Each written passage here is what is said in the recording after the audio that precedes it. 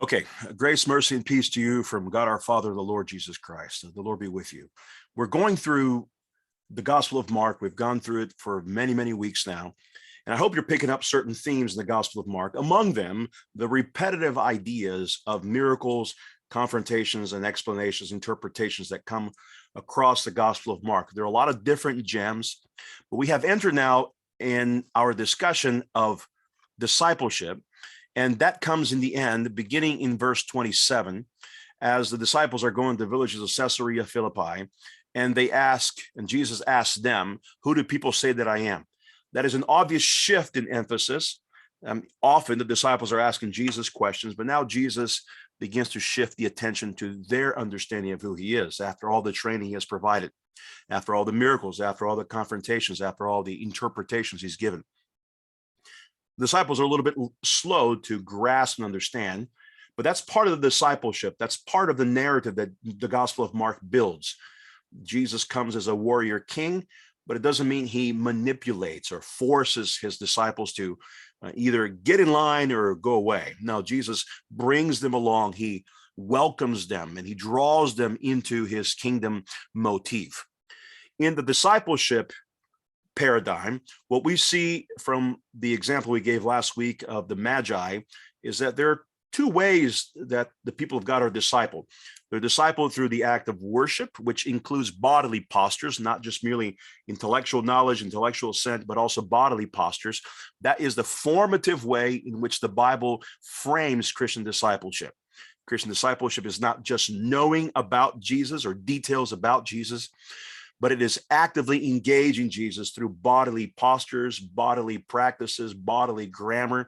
As the Christian comes before Jesus, kneels before him, raises his hands before him, bows down before him, kneels. All these things are a part of the larger paradigm of discipleship. But not only that, the Christian also is a gift giver.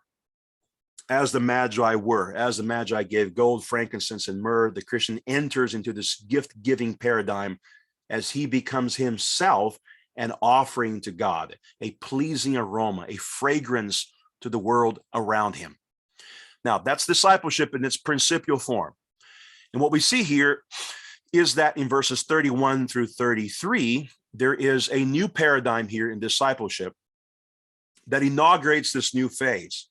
If discipleship begins with worship, adoration, and gift giving, how does this manifest itself? And what we see is that the declaration that Peter gave here in verse 29, you are the Christ, inaugurates a new era of discipleship. It inaugurates something new. It opens up a new avenue of explanation that Jesus offers his disciples when he begins to teach them certain things. Now, Jesus doesn't begin to teach the disciples new things in verse 31 of chapter 8. He's been doing it all along. But here, this teaching takes on a new form. It is a teaching that instructs the disciples in what they're about to experience and what they're about to face in many ways. This new teaching is a teaching in Lenten preparation.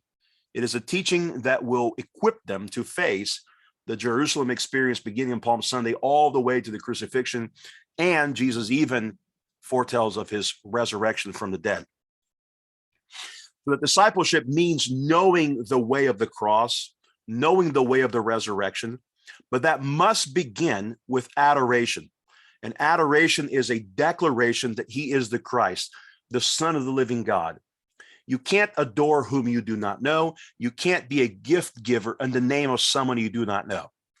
And Peter's declaration, unbeknownst to him, he had not yet conceptualized his declaration, you are the Christ, becomes the inauguration of a new discipleship program that Jesus gives his disciples. It is a discipleship program that prepares them for suffering as he will suffer and for resurrection as he will rise again on the third day. And that's what we expect as we begin verse 31 to 33 this Sunday, and we complete our discipleship paradigm in verses 34 through 38, where Jesus offers a definitive understanding of what discipleship is, which is to take up his cross and to follow him. The Lord be richly with you.